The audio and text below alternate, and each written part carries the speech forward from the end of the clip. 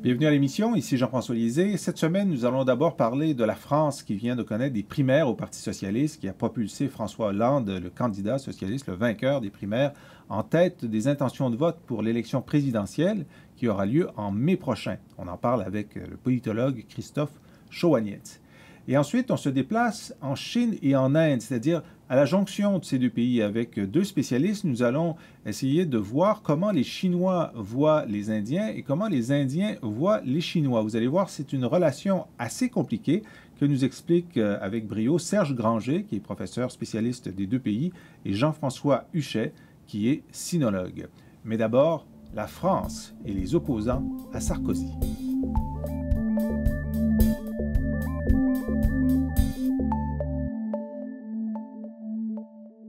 Comme promis, nous allons parler politique française avec notre invité Christophe Chauanietz. Merci d'être là, Christophe. Merci de m'avoir invité. Alors, vous êtes professeur de sciences politiques ici à l'Université de Montréal. Vous avez écrit récemment « Rallying Around the Flag » or « Railing Against the Government, Political Elites and Terrorism » en Europe. C'est un texte sur la gestion du terrorisme par les élites politiques. C'est dans la revue Party Politics, numéro de septembre dernier.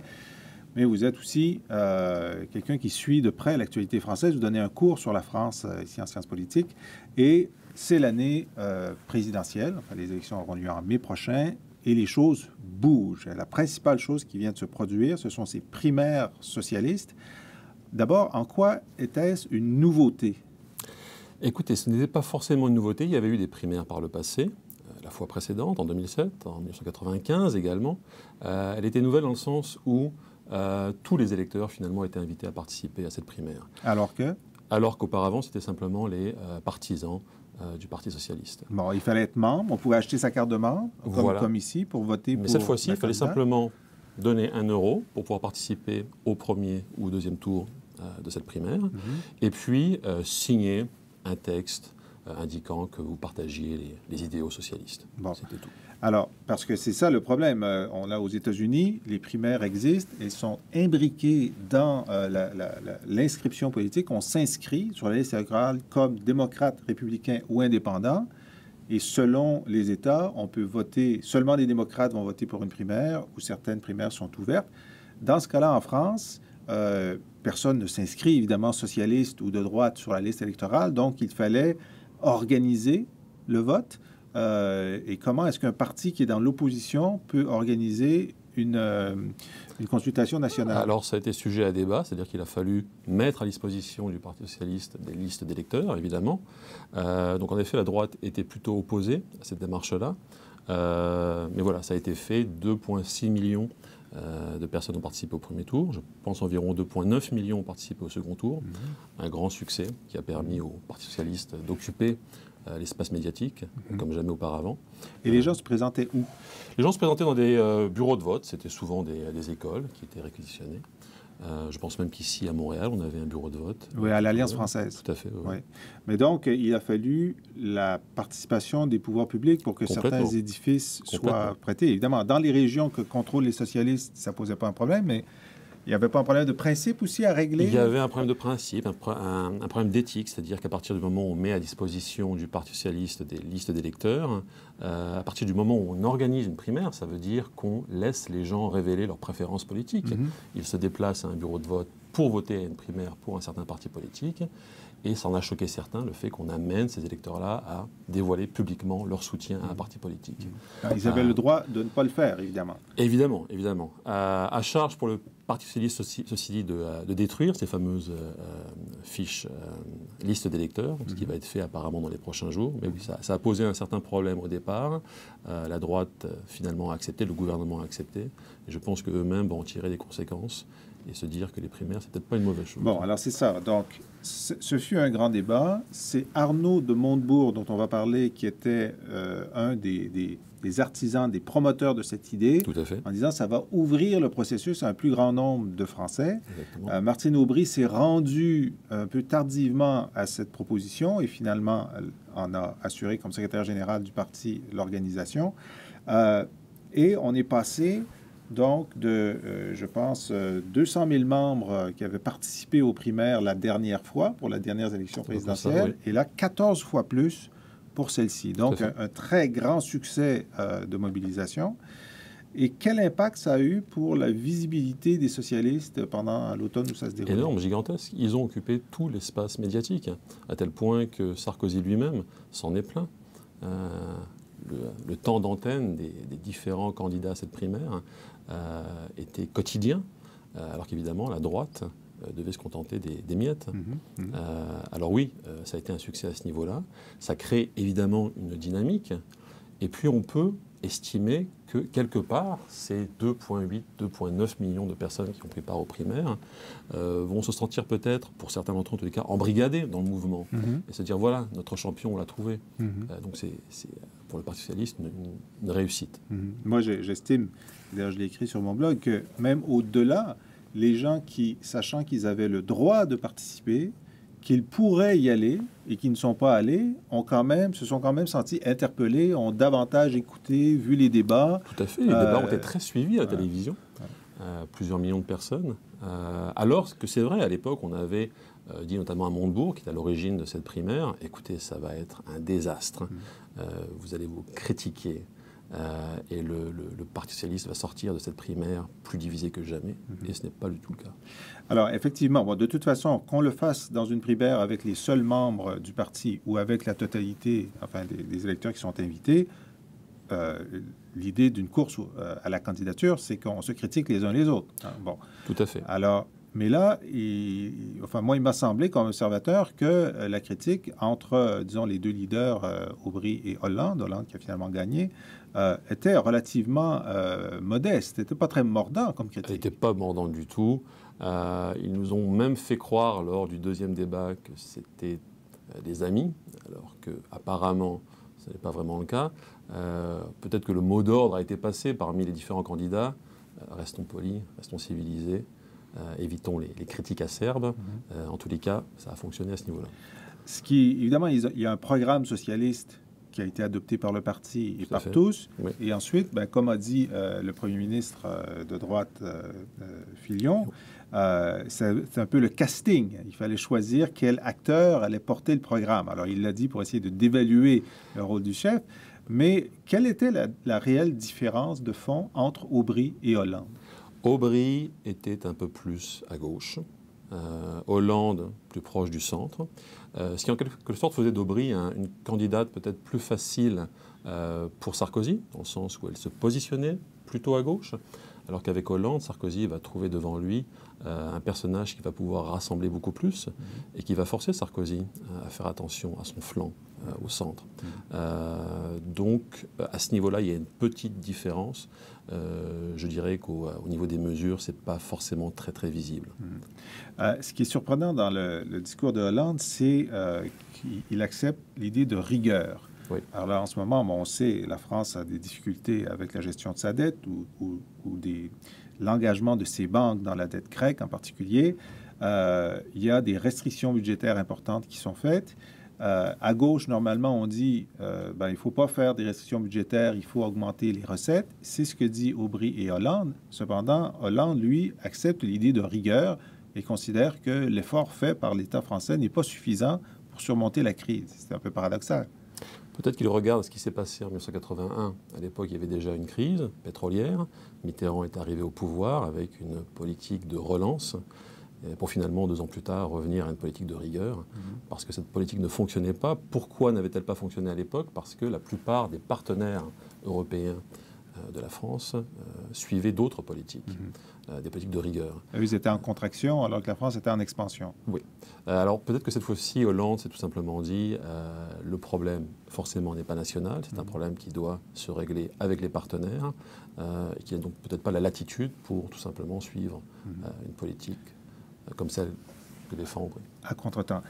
En ce moment, donc ça a été vraiment un pactole pour le Parti socialiste, vous l'avez dit, en termes de présence médiatique. Les sondages qui suivent la nomination d'Hollande montrent qu'Hollande est gagnant au premier tour et au deuxième tour de l'élection contre Sarkozy.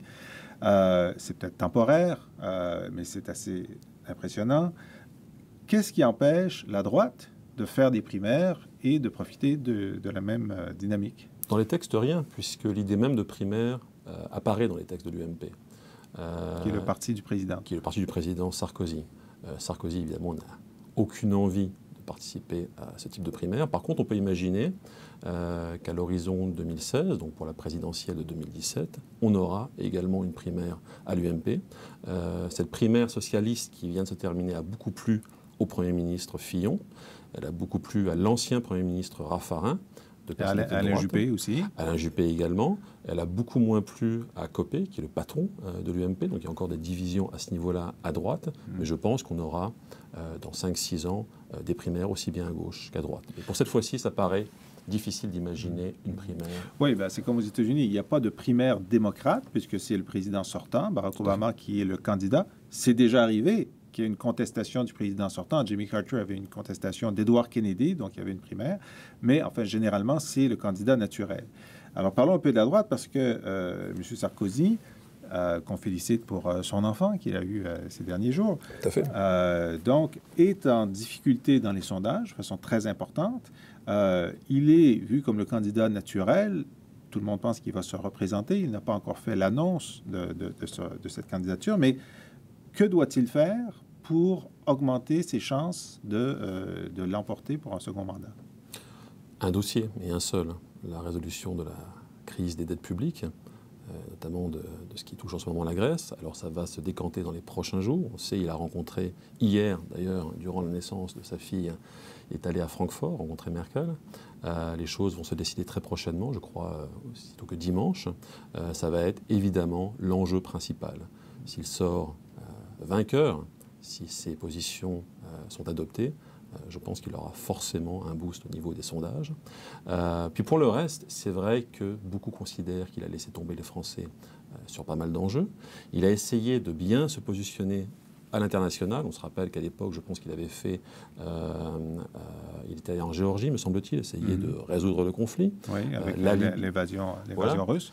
La Libye, évidemment, a priori, est un succès pour Sarkozy, mais ça n'est pas suffisant pour le faire repartir dans les sondages. Alors, il a modifié son attitude. Donc, on l'appelait avant l'hyper-président, qui sortait toujours, il parlait sur tout, il parlait de tout. Et depuis quelques mois, il est devenu plus réservé, plus présidentiel. Tout à fait, mais ce qui se passe, c'était assez étonnant, cette hyper-présidentialisation, parce que ce n'est pas ce que généralement les présidents font. C'est-à-dire qu'il y a un Premier ministre, en l'occurrence Fillon, et ce Premier ministre, dans la Ve République, a un rôle de fusible. C'est lui qui se met de l'avant, et si les choses vont mal, c'est lui que l'on remplace. Cette fois-ci, évidemment, depuis 4 ans, Sarkozy est toujours mis de l'avant, et quand les choses vont mal, et elles vont mal, c'est lui il est exposé. Qui est exposé. Donc c'est certainement une erreur de stratégie. Sa personnalité le pousse à aller de l'avant, mais je pense que ça a été une grosse erreur. Et en effet, maintenant, il essaie de prendre une stature plus présidentielle, je dirais, à l'ancienne, celle que Mitterrand et Chirac avaient pu avoir par le passé. Maintenant, le Parti socialiste et l'UMP ne sont pas les seuls partis à présenter des candidats. Non. Et tout le monde se souvient de ce qui s'est produit à l'élection où Lionel Jospin était le candidat socialiste. Au premier tour de l'élection, il y a tellement de socialistes ou d'électeurs de gauche avaient voté pour des petits partis de gauche que ça avait réduit l'avance de Lionel Jospin. Et quelqu'un d'autre avait réussi à le dépasser, qui était Jean-Marie Le Pen du Front national. Et au deuxième tour, il y avait eu donc 2 candidats de droite, Jacques Chirac et Le Pen. Plus tôt cette année, on a pensé qu'on verrait la même chose, mais cette fois à droite, à cause de la popularité de la fille de Jean-Marie Le Pen, Marine Le Pen, qui a eu une période de grâce, une lune de miel avec les Français, à telle enseigne qu'elle battait Sarkozy dans les sondages pour le premier tour. Elle aurait pu se présenter, elle aurait pu arriver, c'est encore possible, au deuxième tour. Donc, on aura un deuxième tour, un choix entre le socialiste et Marine Le Pen. Qu'en est-il maintenant? Et Marine Le Pen a un peu disparu, relativement, depuis 1 mois, 2 mois, depuis la lancée de cette campagne pour la primaire. Je pense qu'elle va faire un retour aux affaires très prochainement. Elle a réussi, ceci étant, depuis sa prise de pouvoir au Front National, à dédiaboliser ce Front National, à le rendre plus acceptable, notamment auprès de populations comme les couches moyennes qui sont maintenant tentées par ce parti-là, parce qu'il n'est plus perçu comme auparavant, quand Jean-Marie Le Pen était encore le leader de ce parti. Donc c'est une réussite à ce niveau-là. Elle a réussi à redéfinir l'image de son parti politique. Il est tout à fait possible qu'elle puisse rééditer la performance de son père, celle du 21 avril 2002. Est-ce que son discours, alors bon, son père tenait ce discours-là, mais on ne l'entendait pas. On n'entendait que le discours anti-immigration, flirte avec l'antisémitisme. Bon. Mais puisque Marine Le Pen ne tient plus ce discours-là, ce qu'on entend, c'est sa proposition de sortir la France de l'euro, de revenir au franc, de refuser de payer les dettes. Donc, un discours qu'on pourrait voir à l'extrême gauche ou à l'extrême droite. Enfin, on ne sait plus à quel extrême on est, mais un discours de retrait sur la nation et en certains cas, un discours très anticapitaliste et anti-mondialisation. Tout à fait. À tel point que Montebourg a été accusé récemment d'être finalement le Le Pen de la gauche, parce que lui aussi a un discours de démondialisation. Alors ce discours va probablement être porteur durant cette campagne, et Marine Le Pen va à nouveau insister dessus, évidemment, quant à savoir si ça lui permettra de dépasser les 20% à un premier tour. 20%, c'est généralement ce qu'il faut avoir pour espérer atteindre le deuxième tour. Wait and see. Alors, même chose à gauche. Donc, le candidat choisi, vous l'avez dit, François Hollande est un candidat plus centriste. Oui, tout à fait. Alors, ça ouvre le flanc à gauche pour des candidatures qui pourraient venir mordre sur l'électorat socialiste. Est-ce que le danger de la jospinisation plane sur l'élection de 2012, comme c'est arrivé en 2002? Probablement moins. On aura certainement Mélenchon qui va se présenter à gauche des socialistes. Qui est un ancien socialiste. Qui est un ancien socialiste. Et qui maintenant chapeaute une fédération de... Qui est bien à gauche, ouais. À nouveau avec des thématiques de démondialisation. Ceci étant, on devrait avoir moins de candidats qu'en 2002. À l'époque, on avait eu 16 candidats, plus ou moins 8 candidats à gauche, 8 candidats à droite. Ça ne sera pas le cas cette fois-ci. Par ailleurs, les Verts ne vont certainement pas faire un score similaire à celui de 2002. Les communistes ont quasiment disparu. Oui, ils se sont insérés dans le parti de gauche. Tout à fait.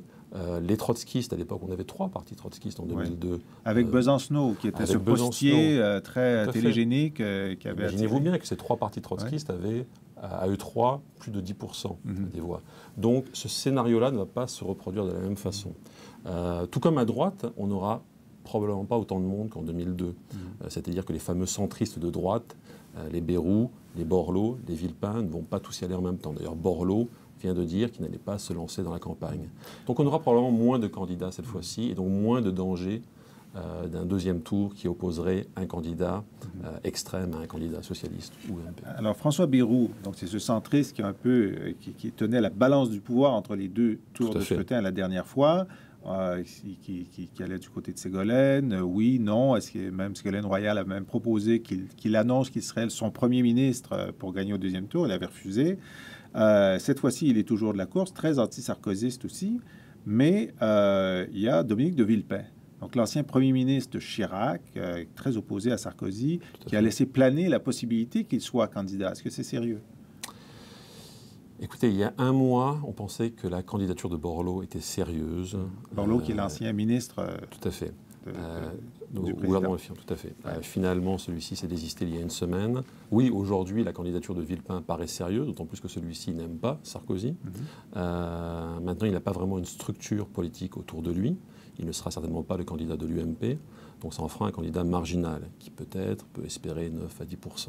Mais 9 à 10%, c'est beaucoup lorsqu'on gruge la majorité du président. Pas suffisamment pour passer au deuxième tour, mais certainement pour embêter Sarkozy, ce qui serait l'objectif de Villepin. Bayrou, quant à lui, pour l'instant est crédité de 8 à 9% dans les sondages, ce qui n'est pas forcément un problème pour lui, puisqu'en 2007, à la fin 2006, début 2007, donc 3-4 mois avant l'élection, il avait le même chiffre. Et finalement, il était arrivé à, me semble-t-il, 17-18% en fin de parcours. Donc, Bayrou, lui, va se maintenir. Oui. Et Bayrou, d'ailleurs, est déjà en train de signifier qu'il est plutôt d'accord avec Hollande sur beaucoup de choses. Et donc, pourrait-on avoir, dans un futur proche, une alliance Hollande-Bayrou, pourquoi pas? Entre les deux tours, oui. Tout à fait. Bon, alors on va suivre ça avec vous régulièrement d'ici l'élection de mai. Et pour terminer, vous avez pensé à une plage musicale pour nous? Tout à fait, si j'étais président de Gérard Lenormand. Eh bien oui, c'est ce que se demandent tous les candidats dont nous avons parlé. Alors Christophe Chouanietz, merci beaucoup pour ces explications. Merci à vous. Et on écoute grâce à vous Gérard Lenormand, Si j'étais président. Il était une fois À l'entrée des artistes, un petit garçon blond, au regard un peu triste, il attendait de moi une phrase magique. Je lui dis simplement, si j'étais président, si j'étais président de la République, jamais plus un enfant n'aurait de pensée triste.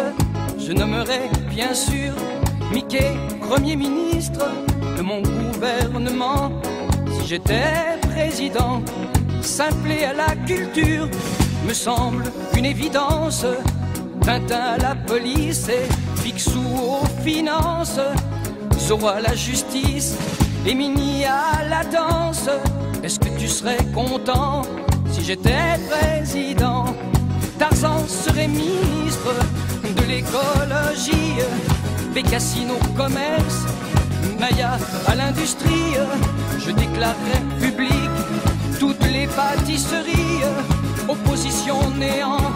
Si j'étais président, si j'étais président de la République, j'écrirais mes discours en vers et en musique. Et les jours de conseil, on irait en pique-nique, on ferait des trucs marrants.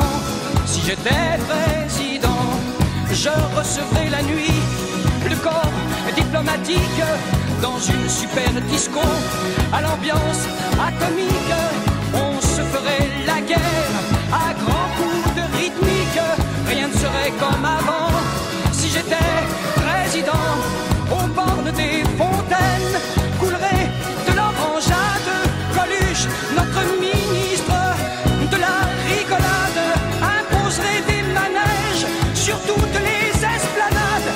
On s'éclaterait vraiment si j'étais président.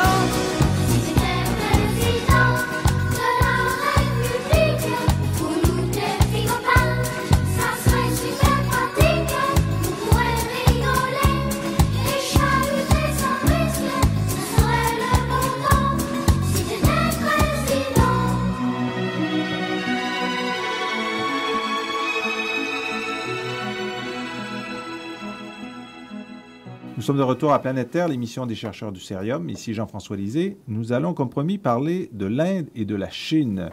Les deux pays émergents, sont-ils rivaux? Sont-ils partenaires? Sont-ils les deux? Nous en parlons avec deux invités. Serge Granger, merci d'être avec nous, Serge. Bonjour. Alors, vous êtes professeur à l'école de politique appliquée de l'Université de Sherbrooke. Vous y travaillez à la fois sur l'Inde et sur la Chine, oui. Deux pays que vous connaissez bien. Vous venez de publier un chapitre sur les questions sino-indiennes dans le livre « Introduction aux relations internationales, théorie, pratique et enjeux ». C'est aux éditions Chenelière Éducation. Et mon autre invité est Jean-François Huchet. Merci d'être là, Jean-François. Bonjour. Alors, Jean-François, vous avez été jusqu'à récemment directeur du Centre d'études français sur la Chine contemporaine à Hong Kong. Et vous prenez vos fonctions à la chaire d'économie à Langzhou, à Paris. Et vous avez publié récemment « The New Great Game », le nouveau grand jeu, la Chine et l'Inde en Asie du Sud. Bon, et vous avez présenté tous les deux une conférence sur le rapport Chine-Inde à l'école d'été du Cerium sur la Chine. Alors, ce que peu de gens savent, sauf en Inde et en Chine, c'est que la Chine a envahi l'Inde partiellement 2 fois depuis 1960. Donc, il y a eu des moments où le conflit était complètement exprimé, même militairement. Et aujourd'hui, ce sont deux puissances qui sont en train de tailler une place à la mesure de leur nouvelle force économique dans les relations internationales. Je vous demanderais d'abord, généralement, est-ce que ce sont deux pays qui, du moins politiquement, parlons de leur leader politique, sont en partenariat ou en compétition? Serge? Moi, je dirais que c'est une... en ce moment, jusqu'à un certain point, ce n'est pas encore vraiment une compétition. On pourrait dire que c'est une compétition larvée, mais qui n'est pas encore frontale. C'est une période où ils ont besoin de s'entraider encore. Et je présume que ça va terminer bientôt, cette période-là. Mais en ce moment, ils ne sont pas en confrontation, mais plutôt en train de gérer leur différences, pour éviter un conflit, mais fondamentalement, il y a quand même une rivalité qui s'installe. Et ils s'entraident en ce moment sur quel Sur sujet? plusieurs points. On a vu l'exemple le plus frappant, je crois, c'est la conférence des changements climatiques à Copenhague. Ça, c'était assez évident. D'ailleurs, un mois avant la conférence, les Chinois et les Indiens avaient émis un document conjoint qui interpellait les pays du Sud contre les pays du Nord pour éviter justement un plafond des émissions carboniques. Alors, la Chine et l'Inde ne veulent pas ça. Alors, ils se sont vraiment mis ensemble pour refuser d'être contraints à des objectifs de diminution chiffrée de leurs émissions de gaz à effet de serre. Exact. Alors, ça, c'est un exemple où les deux avaient besoin de l'un et l'autre pour faire créer un rapport de force face aux pays du Nord. Et on a vu que ça a quand même assez bien réussi parce que la fin de cette conférence, c'était Obama qui forçait la porte pour se rendre dans la réunion Chine-Inde. Alors, dans le fond, il y a un rapport de force qui a été créé. Puis je pense que les deux, lorsqu'ils s'entendent, peuvent créer un rapport de force qui est intéressant et palpable et qui peut modifier l'agenda international. Donc, parfois, ils ont besoin de s'unir. Et il faut dire à ceux qui nous écoutent que ce n'est pas une image. Là. À Copenhague, il y avait une rencontre au sommet Chine-Inde et Obama qui n'y était pas invité, a décidé d'y venir parce qu'il sentait que des choses importantes, enfin essentielles à la conférence, se discutaient là. Jean-François Huchet, vous, partenariat, rivalité? Non, je partage l'avis de Serge Granger. Je pense qu'il y a eu un moment dans l'histoire des deux pays où, après une période pratiquement de glaciation des relations diplomatiques entre 62 pratiquement et puis, on va dire, le milieu des années 90, il y a eu une période jusqu'en 2005-2006 où tout était possible, en tous les cas. Où en tous les cas, dans la presse, on laissait entendre que peut-être que les deux pays pouvaient avoir un partenariat stratégique fort pour justement modifier l'équilibre à la fois régional, ça c'était sûr, mais aussi sur le plan mondial. Et puis on a un peu l'impression que depuis 2006, surtout en raison de l'accord sur le nucléaire entre les États-Unis et puis l'Inde, on a vraiment l'impression que la Chine a été très dérangée par cet accord sur le nucléaire et que les deux pays sont rattrapés en fait par toutes sortes de problèmes qu'ils avaient d'ailleurs avant 2005-2006 et que, comme l'a dit Serge Granger, pour l'instant, ce qui les préoccupe, c'est leur développement économique. Donc, pour l'instant, on met de côté les problèmes qui dérangent, même si par moments, ils refont surface. Mais on doit dire, c'est vrai que ces problèmes sont quand même relativement nombreux, que ce soit sur le plan géopolitique, que ce soit sur la question frontalière, que ce soit avec le Pakistan, que ce soit sur les ambitions militaires ou alors sur les questions énergétiques. Donc, il y a beaucoup de problèmes quand même entre ces pays. Alors, par exemple, sur les questions énergétiques, évidemment, l'Inde et la Chine sont en compétition pour avoir accès à des ressources énergétiques, notamment pétrolières. On avait dit il y a un an ou deux qu'en certains cas, les deux pays s'étaient entendus pour ne pas être victimes l'un de l'autre de surenchères et qui s'étaient un peu divisés la tarte ou enfin des contrats possibles. Est-ce que c'est toujours le cas, Serge? Ça dépend, mais la plupart, il y a eu plusieurs cas où, oui, ils ont fait des soumissions communes. Il y a d'ailleurs plusieurs cas qu'on ignore la présence indienne dans les exploitations chinoises de pétrole, comme au Soudan. Les Indiens sont là. On n'en parle jamais. On parle toujours des Chinois au Soudan, mais les Indiens sont là. Jamais des Indiens. C'est assez curieux, d'ailleurs. Ils sont là séparément? Ils ont une part dans le Greater Nile Project. Les Indiens sont des actionnaires de l'exploitation pétrolière au Soudan. Et on passe complètement sous silence l'implication indienne. Alors, il y a une compétition pour les hydrocarbures, mais en effet, il y a eu l'entente en 2005 qui fait que si on fait des surenchères, on devrait les faire en commun pour éviter une inflation des hydrocarbures. On peut comprendre qu'ils sont importateurs. Mais il y a une limite à cette concertation sino-indienne sur les hydrocarbures parce que souvent les Chinois ou les Indiens ne vont pas faire de cadeaux entre eux là, pour ce qui est de l'hydrocarbure. Donc, il y a quand même une entente qui n'est pas extraordinaire, qui ne va pas permettre, qu'il y a quand même une compétition entre les deux, mais qui évite justement un peu ce que M. Huchet, ça évite de rendre cette relation inconfortable par ces genres d'entente. Il y a un point intéressant, c'est que bon, la Chine, évidemment, a un siège au Conseil de sécurité des Nations unies Et l'Inde en veut un. Dans le Brésil aussi, l'Afrique du Sud, il y a plusieurs candidats. Mais en tout cas, celui qui semble le plus évident que c'est une anomalie qui ne soit pas présent, c'est l'Inde. Alors récemment, le gouvernement américain, non, s'est prononcé en faveur de l'entrée de l'Inde. Quelle est la position de la Chine? Elle est très ambiguë. Officiellement, la Chine n'a jamais dit si elle allait soutenir ou pas soutenir l'Inde. Mais la Chine distille des petites phrases, tantôt en faveur de l'Inde, en faisant comprendre aux diplomates indiens qu'ils pourraient la soutenir, et tantôt, lorsque les relations se refroidissent avec l'Inde, leur font comprendre que, pour l'instant, on ne met rien sur le papier, ce qui irrite beaucoup le gouvernement indien, et qui les pousse par moments à ne pas, justement, coopérer avec la Chine dans le cadre des... Par exemple, dans le cadre des sessions des BRICS, par exemple, où les Indiens décident de ne pas signer la déclaration finale. Donc, les BRICS, c'est-à-dire les rencontres où il y a le Brésil, la Russie, l'Inde et la Chine. Donc, on en est là pour l'instant. Et c'est vrai que les Chinois estiment avoir une carte très forte à jouer avec l'Inde, qu'ils vont monnayer, ça c'est sûr, avec les Indiens.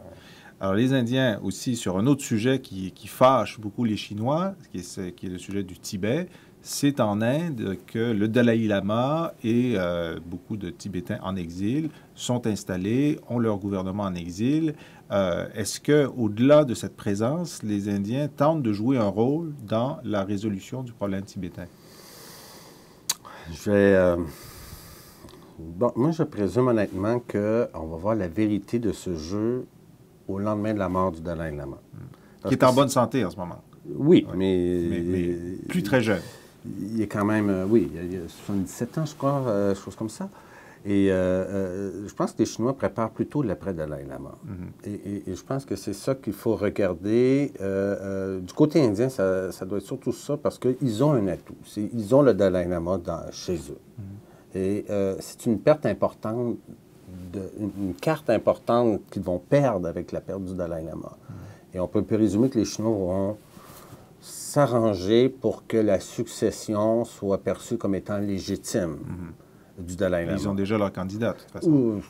Oui, ça c'est clair. Oui. Mais donc, la présence de Tibétains en exil en Inde va devenir... Ça indispose les Chinois de voir les Indiens. Mais les Indiens aussi n'utilisent pas de façon exagérée la présence tibétaine en Inde. On l'a vu d'ailleurs pendant les Olympiques. Ils ont quand même tenté de limiter le bruit. Quand il y a eu la flamme olympique qui a passé à travers, ils ont tenté de limiter la dissension ou des gestes qui auraient été perçus comme étant disgracieux de la part de la Chine. Mais ils ont le Dalai Lama. C'est d'ailleurs, on en a discuté un peu plus tôt, lorsque le Dalai Lama va à Taïwan, qui est un temple tibétain très important dans l'Arunachal Pradesh. La presse chinoise va écrire que le Dalai Lama a fait une visite dans le sud du Tibet. Ah oui? Oui. C'est ce qu'on publie en Chine. Parce qu'ils considèrent que cette partie du nord de l'Inde fait partie du Tibet? Oui. Et les Chinois accusent les Indiens d'instrumentaliser le Dalai Lama en permettant sa visite à Taïwan. Donc, c'est assez amusant de voir comment le Dalai Lama, jusqu'à un certain point, est instrumentalisé par la Chine et l'Inde. Il y a des projections démographiques qui montrent qu'au cours des décennies à venir, le nombre d'Indiens va dépasser le nombre de Chinois. Alors, c'est un problème de gestion de population, mais est-ce que pour les Chinois, c'est vu comme une menace de ne plus être numéro 1 en termes de population mondiale, ou c'est pas important? Non, je crois pas. Il y a en plus une perception qui est tout à fait différente de part et d'autre de l'Himalaya. Autant les Indiens sont pratiquement obsédés par la Chine, c'est leur point de référence. Ah oui. Ils ont l'impression que la Chine, sur le plan économique, fait des choses que eux ne peuvent pas faire. Ils sont par contre très fiers de leur démocratie, même s'il y a un moment, au début des années 2000, ils ont eu quelques petites tentations justement en utilisant le cas chinois pour montrer qu'un pouvoir fort, c'était assez bien pour faire des infrastructures, décider rapidement, ce que l'Inde ne pouvait pas faire. Il y a eu à l'intérieur du BJP, à l'époque, au début des années 2000, quelques éléments qui essayaient justement de montrer qu'un pouvoir fort, ça pouvait avoir des bons côtés. Mais je crois que depuis avec le retour du Congrès au pouvoir, avec justement du Parti du Congrès, avec l'accélération de la croissance aussi indienne. Les Indiens ont pris confiance aussi dans leur développement économique et insistent bien aussi sur les avantages d'avoir une démocratie. Alors pour les Indiens, la Chine, ils regardent ce qui se passe en Chine, c'est important. Et mais avant de passer aux Chinois, est-ce que le regard de la Chine sur l'Inde est important aussi? Alors voilà, justement, là on n'est pas du tout, pour les Chinois, on n'est pas du tout sur la même longueur d'onde. L'Inde, bien évidemment, est un pays important, mais dans un cercle restreint d'analystes qui travaillent soit pour le ministère des Affaires étrangères, soit quelques chercheurs. Et pour preuve, la quantité de gens dans les milieux académiques en Chine qui travaillent sur l'Inde est vraiment minuscule. Ah oui. Et c'est assez intéressant parce qu'il y en a davantage sur la Russie ou sur les États-Unis? Bien sûr, sur l'Europe, sur le Moyen-Orient. Il y a très peu de gens qui travaillent sur l'Inde. Pourquoi? Parce que les deux pays se sont ignorés pendant très très longtemps et aussi parce que pour la Chine, l'Inde n'est pas un pays qui est considéré comme important. Et sur le plan des relations commerciales, la Chine est pour l'Inde le premier partenaire commercial, premier pays avec lequel on a aussi un déficit, le plus gros déficit commercial. Pour la Chine, l'Inde ne compte pratiquement pas d'un point de vue commercial. Et au niveau des citoyens eux-mêmes, est-ce que, par exemple, pour les Français ont une certaine fascination pour les États-Unis, les Américains... bon, alors est-ce que les Chinois, par exemple, consomment de la culture indienne, voient des films indiens, des séries et inversement? Alors, très peu, mais on voit que Bollywood est en train, un petit peu, à travers quelques feuilletons, quelques films, d'arriver à Shanghai et à Pékin, mais encore très très peu.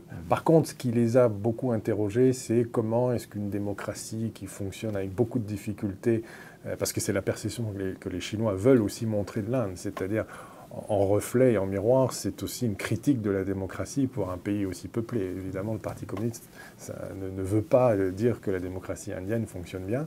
Ce qui les a beaucoup interrogés, c'est le miracle de Bangalore, des softwares, des biotechnologies. Ils se sont beaucoup demandé comment un pays aussi désorganisé, alors vu que l'Inde, pouvait produire en fait des services aussi efficaces non seulement en Inde, mais aussi dans le reste du monde. Ça, c'est quelque chose qui les a beaucoup interrogés.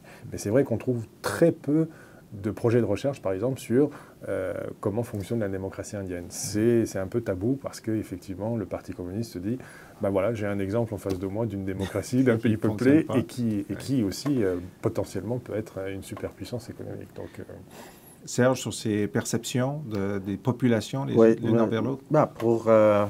Ça fait maintenant 25 ans que je vais en Chine et c'est seulement depuis 3 ans que je vois des Indiens en Chine. Ah bon?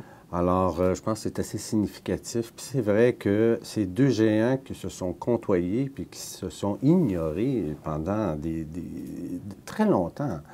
Et on dirait qu'ils se sont rencontrés, ça fait à peine 50 ans dans le fond, parce que là, ils ont des frontières communes beaucoup plus grandes que par le passé.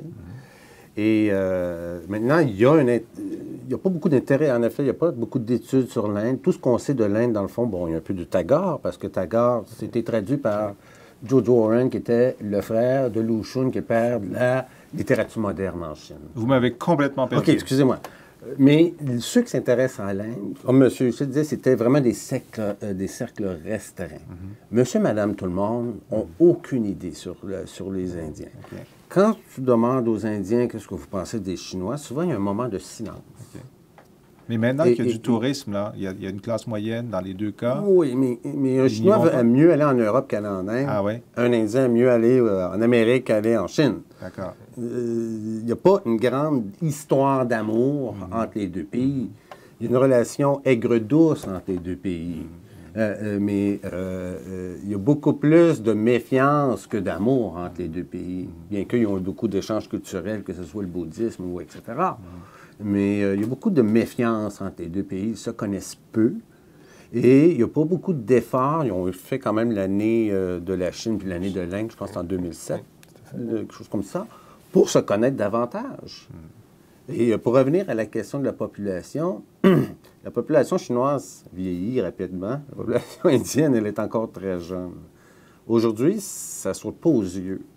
Mais je présume que dans 15-20 ans, Là, les Chinois vont peut-être craindre davantage l'émergence de la population indienne. On parle de pénurie de main-d'œuvre bientôt en Chine. Peut-être faudra-t-il importer des travailleurs indiens. Est-ce que c'est envisageable? Ils n'ont pas bonne réputation en Chine. Ah bon? Non. Et en général, d'ailleurs, il y a eu un problème entre la Chine et l'Inde, puisque à un certain moment donné, les Chinois qui investissaient en Inde essayaient de venir avec leur propre main-d'œuvre de Chine, ce qui faisait un nombre assez important de visas à délivrer par les autorités indiennes. Et à un certain moment donné, lorsqu'il y a eu des problèmes justement entre la Chine et l'Inde, le ministère des Affaires étrangères indien a tapé du poing sur la table en disant il y a des tas de Chinois qui sont là, on ne sait pas ce qu'ils font, et donc il y a eu des problèmes et on les a renvoyés. Et c'était en fait des ouvriers chinois qui venaient travailler avec les entreprises chinoises sur un certain nombre de projets d'infrastructure. Mais les Chinois font ça partout. Ils font ça en Afrique. Ils font mais ça, c'est quand même surprenant parce qu'effectivement en Inde, il y a quand même de la main-d'œuvre, de main-d'œuvre à disposition des entreprises chinoises. Voilà. Alors, ce qui est en train de se faire aujourd'hui, c'est qu'on est en train quand même de demander l'expertise aux Chinois sur tous les travaux d'infrastructure pour essayer d'aller plus vite qu'ils ne le font. Mais les Indiens font attention quand même que ce soit des Indiens qui soient là sur les chantiers. Jean-François Huchet, Serge Granger, merci beaucoup de nous en avoir appris beaucoup sur les rapports Inde-Chine. Et Serge, vous avez pensé à une plage musicale pour clore notre entretien. Un morceau de Cui Jian qu'on appelle le père du rock chinois. Ça a été permis, je crois, en 86, sa musique, alors il a commencé. Et d'ailleurs, il a été brièvement banni en 89. Pendant Tiananmen. On peut comprendre pourquoi, oui. Mais il fait des concerts aujourd'hui librement et il a joué avec les Rolling Stones, d'ailleurs. Alors, c'est un grand rocker chinois. Cui Jian. Cui Jian. Ouais. Alors, nous écoutons, grâce à Serge Granger, Cui Jian.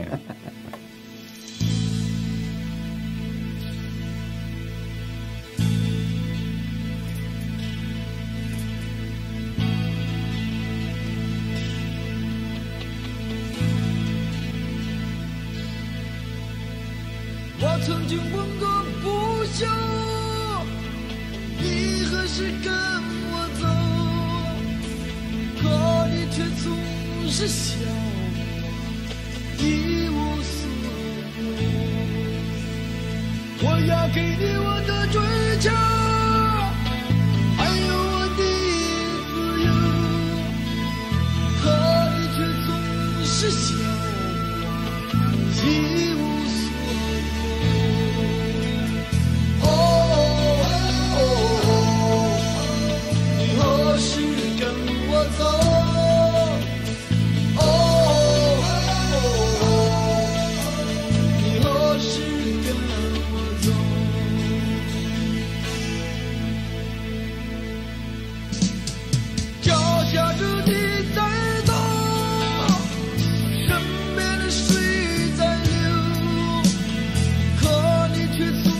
是笑我一无所有，为何你总笑个没了？为何我总要追求？难道在你面前我永远是一无所有？你何时跟我走？